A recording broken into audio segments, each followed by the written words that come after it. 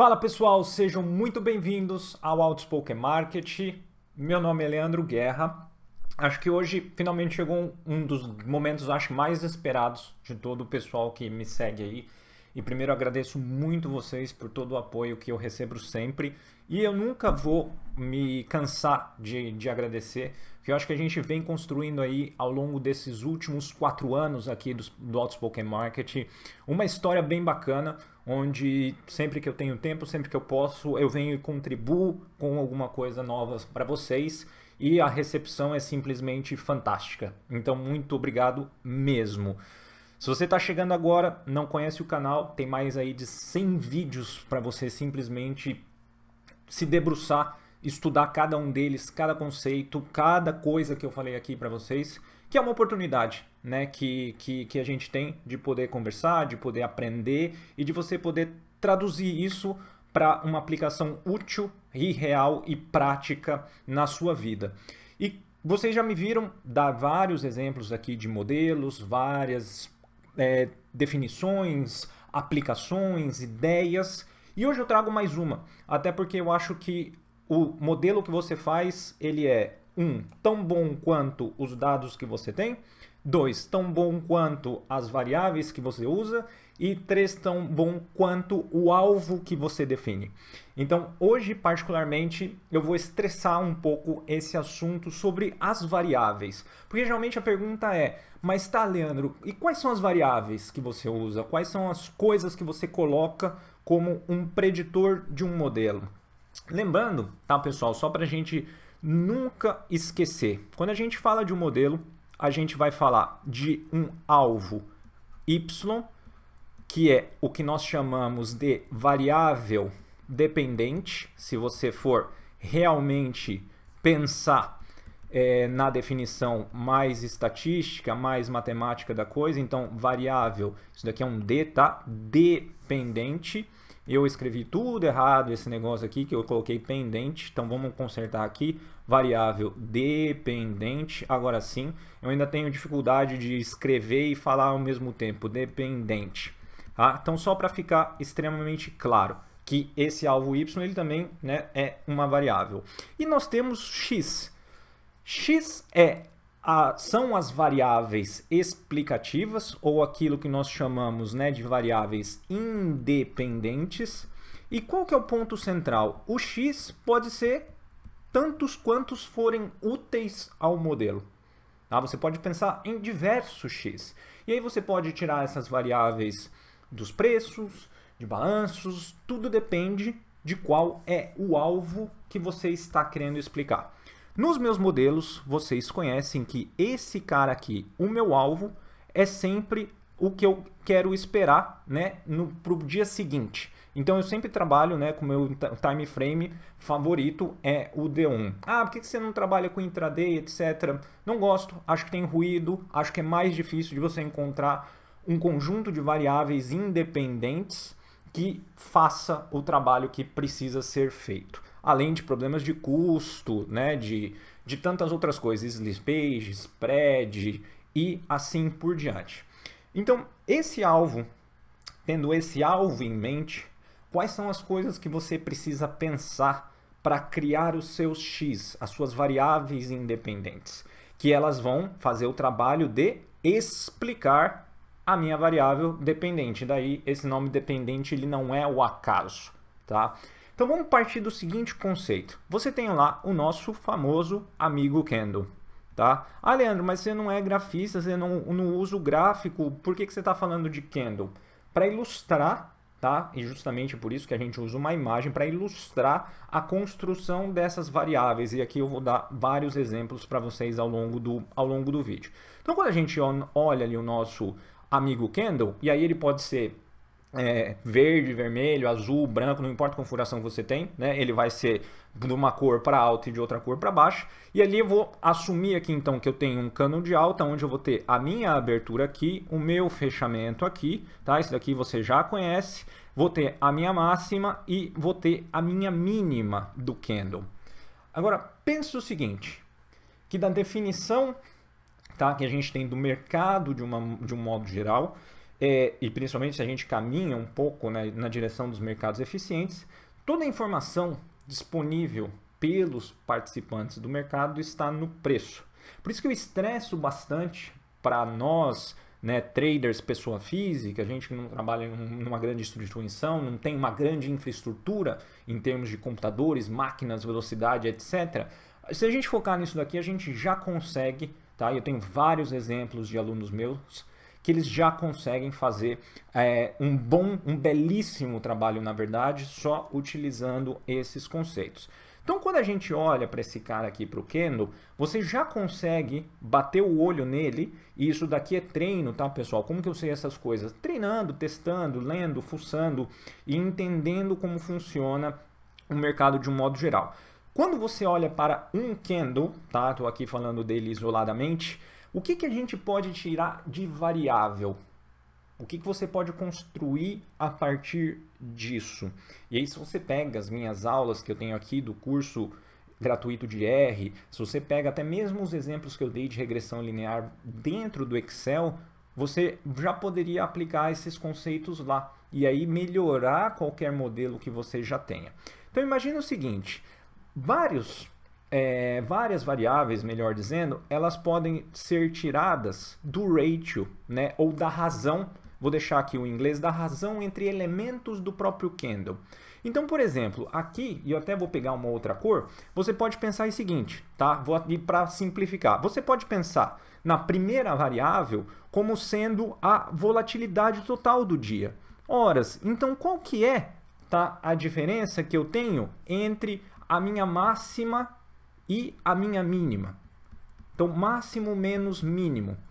Posso sair alguma variável aqui? Pode. Por quê? Isso daqui, o que ele vai medir? Ele vai medir exatamente qual foi a amplitude do dia. Então, até inclusive o nome dessa variável pode ser amplitude do dia, onde você teve maior pressão vendedora lá no preço mínimo e você teve uma maior pressão compradora lá na máxima do dia. Porém, não é que você vai simplesmente fazer o máximo menos o mínimo. Ah, mas por que eu não faço isso, Leandro? Simples. Porque quando você trabalha com uma série que ela vai mudando ao longo do tempo, você vai mostrar para o seu modelo o seguinte, horas, vamos supor que você está modelando uma ação que hoje ela custa R$6. Você concorda que o fechamento, a diferença, perdão, entre máximo e mínimo pode ser, não sei, de 20 centavos? E se essa ação no tempo passar a custar, não sei, R$30, essa diferença entre máximo e mínimo, eventualmente ela pode chegar a ser de R$1, R$2, dependendo da volatilidade do dia, até mais, né? Estou só dando um exemplo. Então, quando você coloca isso no modelo, e o que o modelo vai tentar? Ele vai tentar encontrar quais são essas combinações dos números que representam melhor aquele seu alvo, certo? Quando você faz simplesmente o valor absoluto de um menos o outro, você está distorcendo o modelo no tempo. Por quê? Porque ele vai entender, nossa, quando é pequenininho aqui acontece alguma coisa. Mas essa coisa você está aumentando ou diminuindo nela no tempo, não importa. E aí você fica ali com uma situação, no modelo que ele não vai conseguir prever. Porque aqui ele trabalhava com uma unidade, na casa dos 20 centavos, e aqui ele está trabalhando com 10 vezes mais. Por exemplo, se aquela amplitude for R$2. Então, sempre você tem que eliminar esses conceitos absolutos e você tem que trabalhar com conceitos relativos. Então você faz a máxima dividido pela mínima. Porque aí não importa se você tem ali alguma coisa valendo R$6 ou outra coisa valendo 20, eventualmente o percentual, né, faz a matemática básica e você tem números equivalentes ao longo do tempo, mesmo que a sua amplitude, por qualquer razão, queda ou alta, mude. E é por isso que a gente trabalha com as variáveis de ratio, que são as razões entre uma coisa e outra. E a partir daí, você é um cabra já muito esperto que segue o canal, e aí você pode pensar o seguinte, nossa, eu posso fazer vários ratios disso, mas muitos, tá? Então, nesse momento, eu peço agora que você pare, dá aquela curtida aqui no vídeo, porque isso faz o algoritmo do YouTube trabalhar ao nosso favor, ajuda muito o canal. Então, se você quer retribuir tudo aquilo que eu consigo compartilhar para vocês, por favor, curta o vídeo, compartilhe. Se você não está inscrito, se inscreva agora, tá? É o que eu peço e ficarei muito agradecido. Voltando ao nosso raciocínio. Então, você pode pensar no ratio máximo e mínimo. O que você está querendo pegar como informação? E esse é o ponto. Sempre que você cria uma variável, você tem que pensar isso. Qual que é a informação que eu estou querendo pegar? Então, quando eu pego a distância de máximo e mínimo, eu estou pegando a volatilidade total do dia. Ponto feito. Depois você pode imaginar, bem, eu também posso ter outros pontos de volatilidade ao longo do dia, outras razões, que é, por exemplo, a diferença entre máximo e fechamento, a diferença não, a relatividade, né, entre máximo e fechamento, entre eventualmente o tamanho do corpo que você tem do candle. Então você pode ter uma variável só pela simplicidade, que é o fechamento menos a abertura, tá? Dividido pelo máximo menos o mínimo, e aqui não tem problema você fazer a conta aqui absoluta, porque você vai ter a razão aqui. Você pode eventualmente fazer também uma razão pela outra, para você ter uma ordem de grandeza diferente. Então aqui o que você quer saber? Horas, eu quero saber qual que foi a diferença no começo daquele pregão de ânimo contra aquele fechamento, qual foi a mudança de comportamento ao longo do dia, pela volatilidade total. Então, quanto por cento da volatilidade total, no final das contas, foi absorvida e foi entendida pelos participantes do mercado? É isso que você está pegando com esse tipo de variável aqui. E aqui eu vou, vamos chamar de V1 e vou colocar esse cara aqui, variável 2. Outra variável que você pode fazer, tá? Que vamos chamar ela aqui de uma variável V3.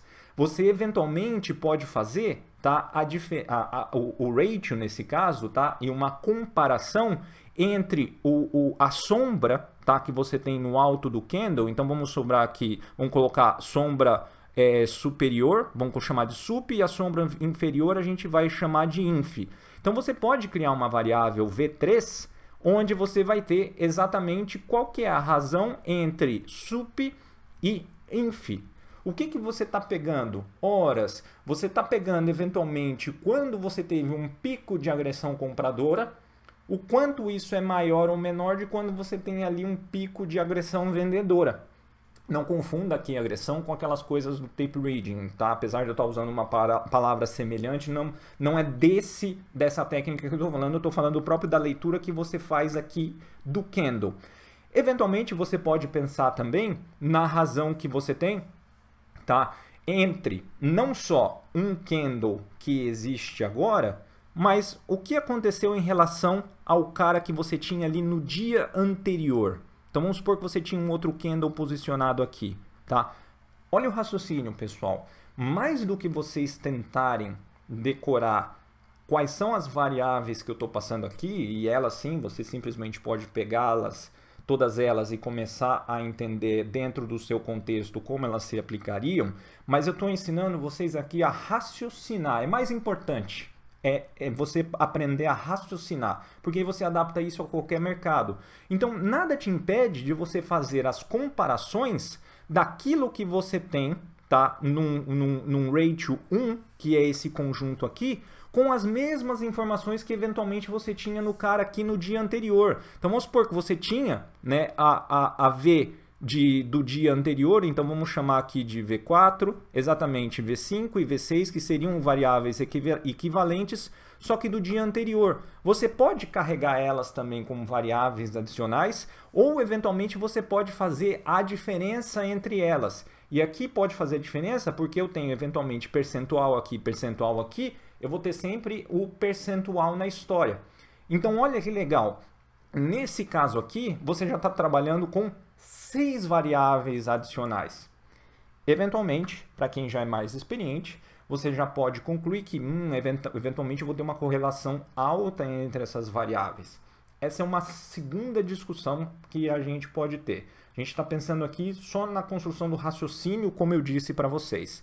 Então, daqui onde você tira essas 6 variáveis, já comparando um dia anterior, o que te impede de fazer com mais dias?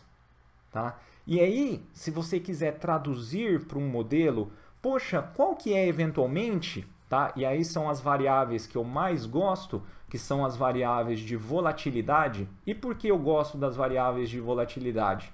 Porque em tempos, no momento que eu gravo esse vídeo, em que o mercado está muito agitado, a gente vem de uma queda frenética, a gente vem para altas frenéticas, que podem ser só repiques, né? Pode ser só o pulo do gato morto, não importa. eventualmente você conseguir fazer, né, traçar e rastrear essa volatilidade, o seu modelo também começa a ficar mais imune ou mais protegido. Ele nunca vai ser invencível, tá? Muito claro, mas ele começa a ficar minimizado em relação ao risco que você tem em períodos assim no mercado. Tá? Então, o que você pode pegar de volatilidade? Horas, aqui a gente já tem a volatilidade do dia, mas eu posso fazer a comparação entre, por exemplo, qual que é, né, a diferença, o relativo entre o fechamento aqui do dia 1, por exemplo, tá? Então vou colocar aqui fechamento do dia 1, em relação, por exemplo, o que eu tenho ali do fechamento de 5 dias atrás, tá? De D5, pensando para o passado, eventualmente de 10 dias, tá? Eu posso fazer todos esses tipos de associação. Outra coisa que eu posso fazer, então vamos imaginar, e aí eu não vou ficar desenhando todo o candle, tá? Mas imagina que você tenha lá o seu gráfico e a sua, né, o seu ativo, ele faz isso daqui, né? Então, há quem diga, né, que eventualmente isso daqui seja majoritariamente uma tendência de alta, tá? Se você olhar só esse contexto aqui, mas vamos supor que o intervalo que você tem desse cara aqui, desse começo, tá, até o final, e eu vou mudar a cor aqui só para ficar mais fácil, vamos supor que esse intervalo, essa janela temporal que você tem aqui, tá, ela seja exatamente aqui de 10 dias. Você pode pensar o seguinte, tá? O preço, o quanto, né? E aí eu vou ter a volatilidade que eu tenho hoje em relação ao primeiro dia desse intervalo de 10 dias. Eu posso tentar e posso calcular também quantas vezes eu tive zigue-zagues nisso. Então, simplesmente eu posso criar uma variável onde aqui eu atingi um pico, aqui eu atingi outro, aqui eu atingi um, aqui eu atingi uma outra mínima, uma outra máxima, uma outra mínima e assim sucessivamente. E aí eu posso ter uma variável que chama o número, dando aqui o exemplo, o número de picos ou o número de vales que eu tive num intervalo de tempo. Ah, Leandro, por que 10 dias? Um exemplo, pense em 15, pense em 5, pense em 20, tá? Sempre tentando ligar aquele alvo que você quer ter. E aí, eventualmente, você pode imaginar, horas, qual que é a minha média de preço, tá? Vamos aqui, então, só lembrando, contando, V1, 3, 4, 5, 6. Aqui eu poderia chamar esse cara aqui de V7. Aqui eu poderia chamar esse cara aqui de V8. Aqui eu poderia chamar esse cara aqui de V9. E nós já entramos em 9 variáveis possíveis. Você pode, por exemplo, uma outra coisa é simplesmente calcular qual que é a média, e aí eu vou virar aqui a página, qual que é a média que eu tenho dos preços, mas aí sempre tenta relativizar o preço, tá? Qual que é a minha média dos últimos 10 dias? E aí eu posso imaginar qual que é a minha distância que eu tenho do preço hoje para aquele, né, em relação àquela, e aqui você relativizou, né? Você colocou a divisão daquela minha média de 10 dias. Então, quando você tem ali um platô, que é aquele valor médio, quanto o seu preço está estilingando daquela média? E aí, o que eventualmente você está capturando aqui? Qual que é a informação que você está pegando? Tá? Você está exatamente pegando qual que é a distância que você tem do preço para a média. E aqui esse número pode ser positivo ou negativo se ele estiver abaixo ou não. E eventualmente, se você tiver uma característica de retorno à média, ou se você tiver uma característica, né, de momentum, você consegue identificar com esse tipo de variável. Então, esse cara aqui, só para a gente não perder a conta, a gente tinha contado até 7 aqui, esse cara aqui seria... Até 7, não, a gente tinha contado até 9, perdão, que tinha o V8 e o V9 ali. Aqui você tem a nossa 10ª variável. E aí, eventualmente, nesse cara aqui da distância, o que acontece? Quando você imagina no gráfico, você tem ali o preço subindo, você tem uma média de curto período e você tem, eventualmente, uma média de longo período. E aí, quando você tem esse comportamento, imagina aqui que o preço seja... né, exatamente a nossa linha preta. E aí o que você vai ter? Eventualmente você vai ter uma média de curto período, que é a verde, né, mais ou menos fazendo isso aqui no preço. E eventualmente você tem a média de longo período, vamos colocar aqui de roxo, fazendo um movimento um pouco maior e mais alongado, certo? Naquele intervalo de tempo. O que que você pode fazer, e vamos deixar aqui só corretamente, o que que você pode fazer e outras variáveis que você pode tirar desse intervalo aqui? Horas. Por que que você não faz como variável 11, vamos achar um espaço aqui para ela, como a minha variável 11, por que que você não pega esse cara aqui, ó, que é a distância entre as médias? Tá? Então, esse cara aqui, distância entre uma média curta, tá? E a média é uma medida estatística, tá? Usar média não é estatístico, no sentido dela nua e crua ali no gráfico, mas você calcular ela e colocar a média por si só é uma definição estatística, né? Então, uma distância entre uma média curta e a sua média longa te dá uma outra variável. E o que que você está pegando aqui? De novo, uma informação até relativamente parecida com essa, mas em relação a como o preço está se comportando no tempo, porque chega uma hora que isso daqui vai estilingar, certo? E aí a gente sabe que algum fator vai fazer com que aquele preço caia, seja uma notícia ruim, seja o próprio retorno à média, e tudo isso, obviamente, controlando qual que é o intervalo de tempo que você tem aqui. Então, você tem a sua variável número 11 aqui, e, como eu digo, naturalmente isso vai pegar as variações, seja de movimentos altistas e seja de movimentos de baixa. E aí, quando você tiver o seu alvo, e ele daí naturalmente vai ser o sobe ou o desce, tá? Só deixando muito simplista aqui a situação, ou a variação em percentual que você vai ter no dia seguinte, esse cara aqui vai te ajudar a justamente fazer essa medição. Outra coisa que você pode fazer é quantos pontos, ou né, qual que é a variação percentual acumulada dos últimos X dias. E aí você teria a nossa variável 12. É como se você estivesse calculando o que está acontecendo, né? Se o mercado vai subindo, subindo, subindo, ou vai descendo, descendo, descendo, descendo, você está acumulando aquela informação. Uma hora, de novo, isso tende a fazer, nem que seja uma pequena correção, nem que seja um pequeno movimento. Você está incluindo essa informação no modelo também. Então, a essência, tá, de você sempre conseguir trabalhar e pensar essas variáveis é exatamente essa.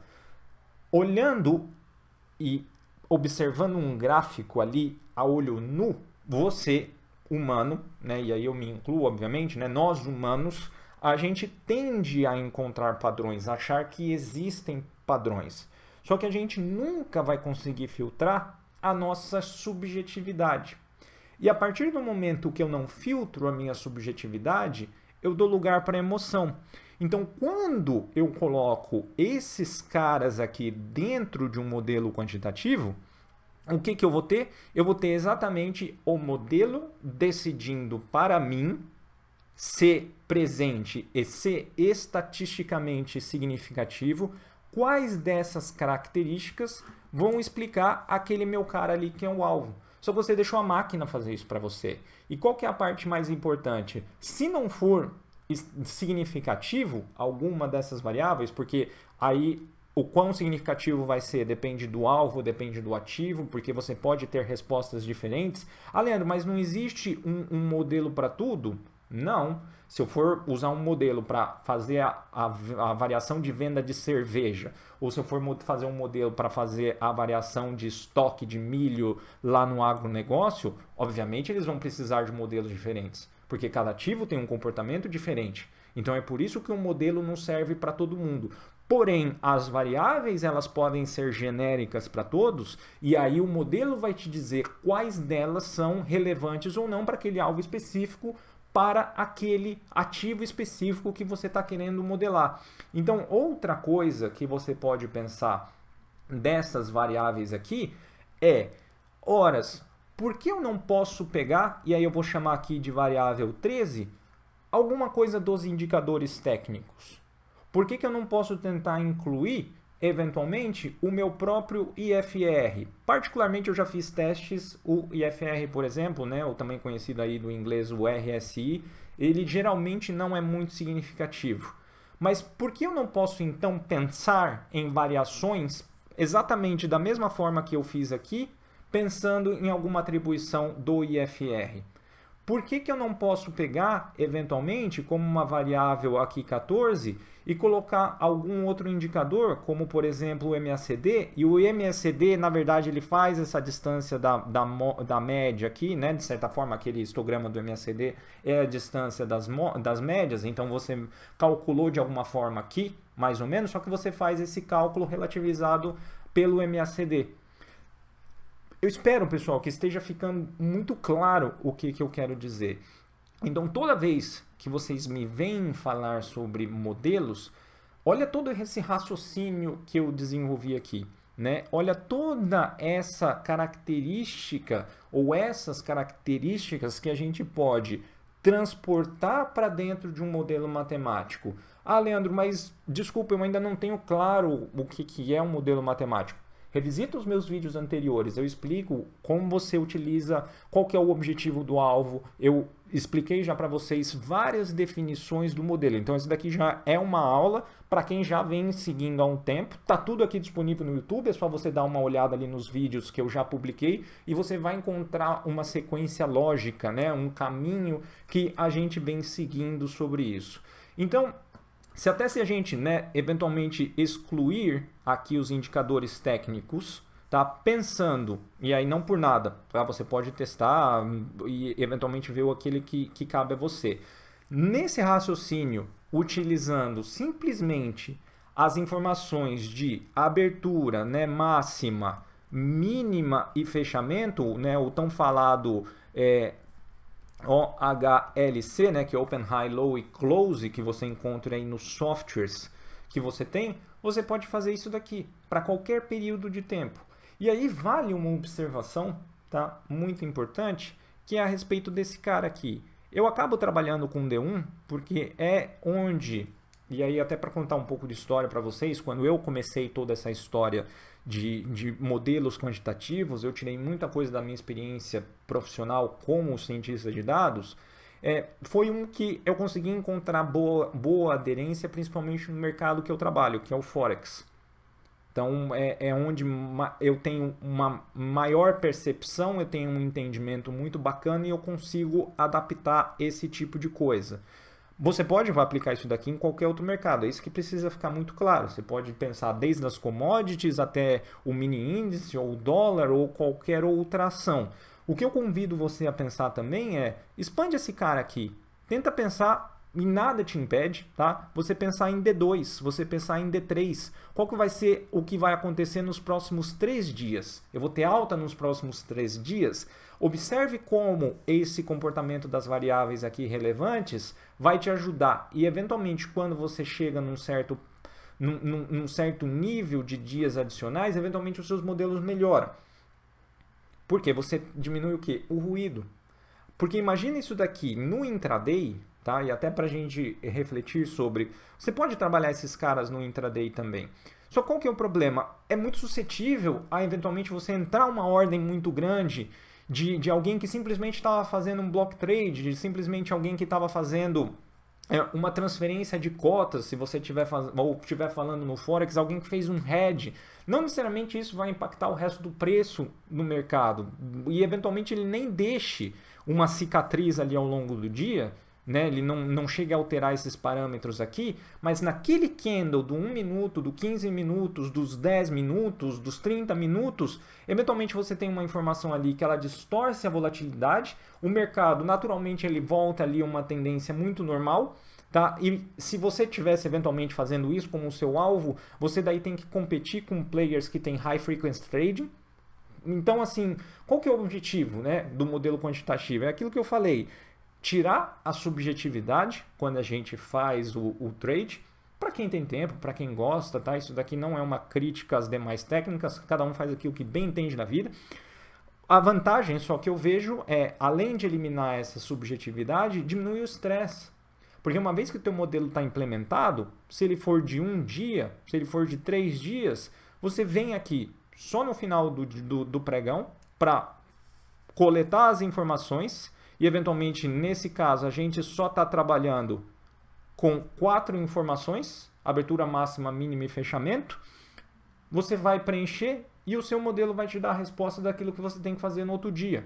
E aí você pode programar para passar o overnight, ou eventualmente você pode programar o seu modelo para contar simplesmente a abertura, para evitar gap, né? E para evitar alguma outra coisa. O Forex ele tem um horário continuado, né? De segunda a sexta, então ele tem a transição do candle quando fecha o mercado, mas ele fecha só o candle, o mercado é contínuo. Então as diferenças que eu tenho entre a fechamento de um dia e abertura de outro, elas são irrelevantes. Mas eventualmente se você está trabalhando com ações, e aí você pode simplesmente pensar, vamos contar aqui como uma variável número 15, de um exemplo para vocês, é o tamanho do gap.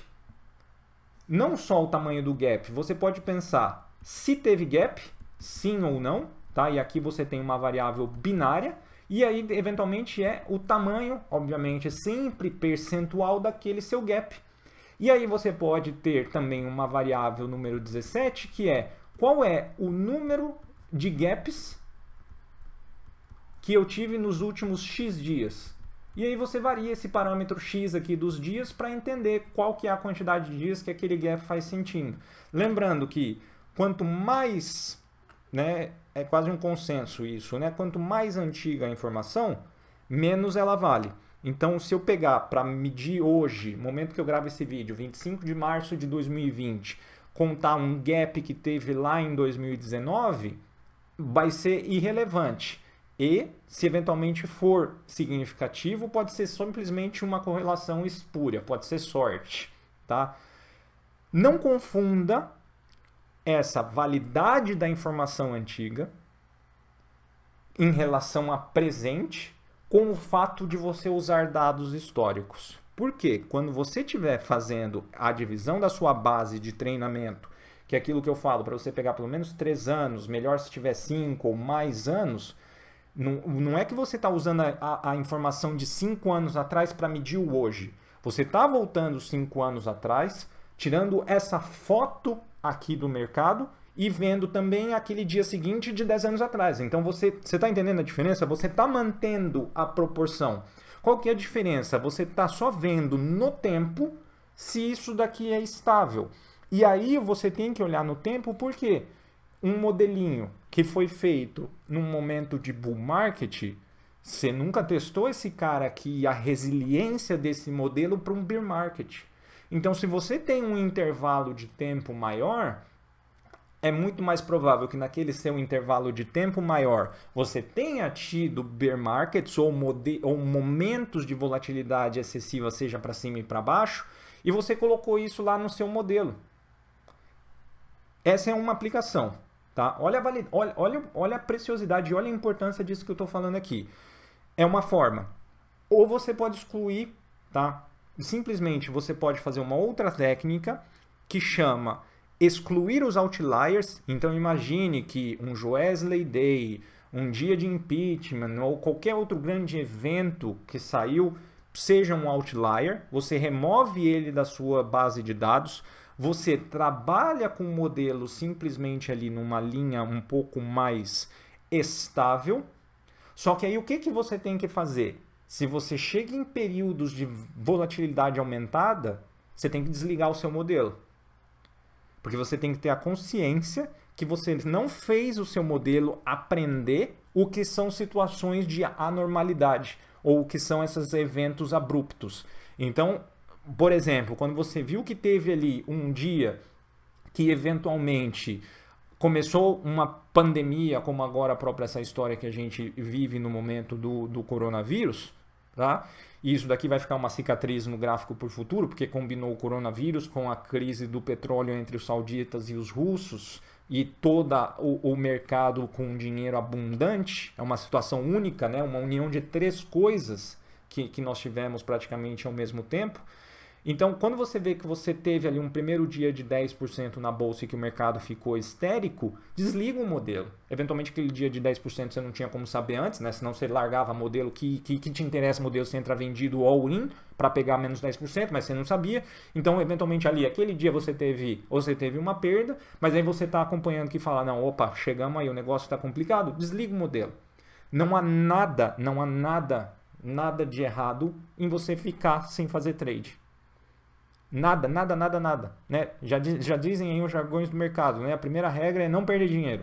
Então, e aí sempre que eu digo, quando eu me refiro ao The Man Who Solved the Market, o livro do Gene Simons, eventualmente quando deu ali a crise de 2008, ele desligou o modelo.